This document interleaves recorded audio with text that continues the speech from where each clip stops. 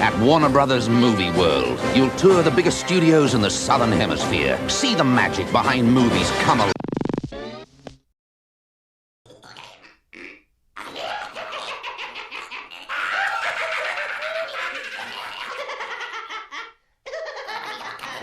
Hello, and welcome to my first attempt at making a theme park video. As a massive Gremlins fan, I wanted to make a detailed video for both versions of the Gremlins ride. One of the biggest differences between the two is the host of the attraction.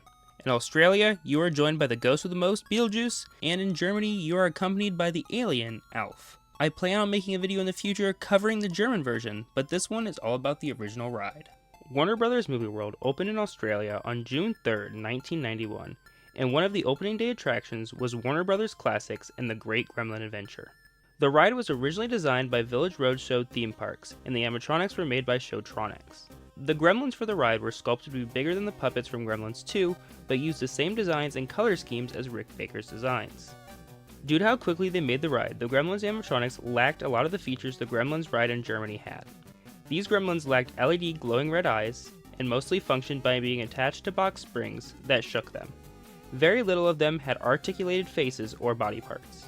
When guests entered the ride, they would be escorted into a small theater for the pre-show. The pre-show consists of 10 minutes of multiple black and white film bloopers showing the magic of Hollywood. Before the full film could conclude, the Gremlins would take over the projection booth.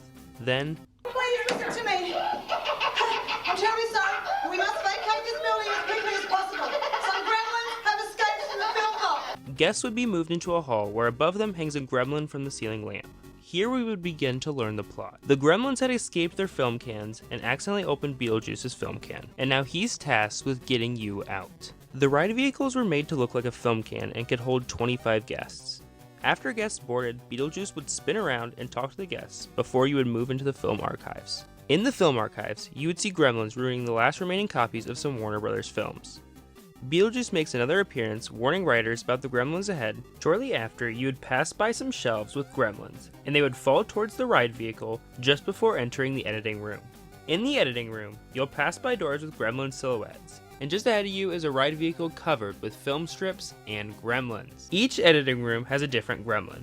In order, you'll pass a Gremlin messing with film tape, a Gremlin dangling a person from the ceiling, a Gremlin standing on its head, a cowboy Gremlin, a hula Gremlin, and finally a Gremlin that got tied up and fell through the glass window. When you reach the end of the hall, Beetlejuice once again chimes in, this time telling you that the fire department is on the way.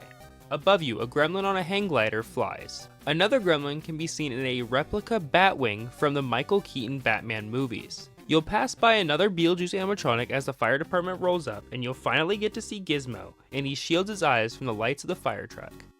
You'll pass by the dressing room where you'll see Gremlins trying on hats, and you even get to get flashed by the Flasher Gremlin. The next room contains Gremlins in lab coats, spinning on film, and even a Gremlin who stole Beetlejuice's outfit. Finally, you would enter a shipping dock, but sadly you are too late. The Gremlins are all dressed in yellow raincoats and spraying each other and the riders with water. Before they get too far, Beetlejuice would reappear above the rider, announcing, before pulling two levers, electrocuting himself and the Gremlins. Before the ride ends, two more Gremlins can be seen popping out of a box on both sides of the vehicle. A car crash can be heard and the doors open to a ride operator who congratulates the riders. As the guests exit the ride, Beetlejuice thanks them and Gizmo sings his song from the back of the wrecked cop cars. Did I tell you a good job? Now I ask you, am I not the ghost with the most?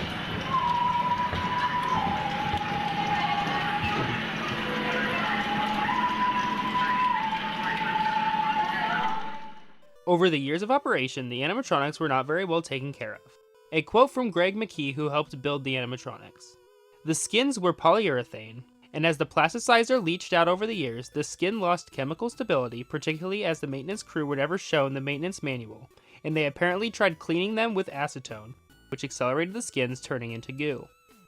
The ride would see its 10th anniversary, but shortly after, on September 9th, 2001, Warner Brothers Classics and the Great Gremlin Adventure would close its doors.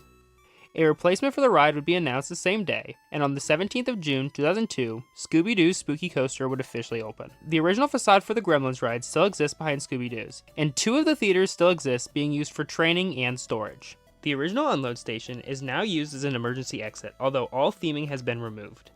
One of the cop cars at the end of the attraction can still be seen in the park, as it is located on the Superman Escapes ride, while the other was sold off to a neighbor. Photos and videos are extremely hard to come by for the Australian version of this attraction.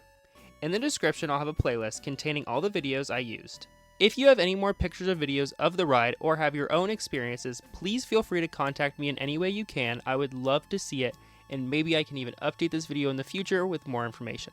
And I hope you all return for when I go over the German version of this ride. Thank you all for watching.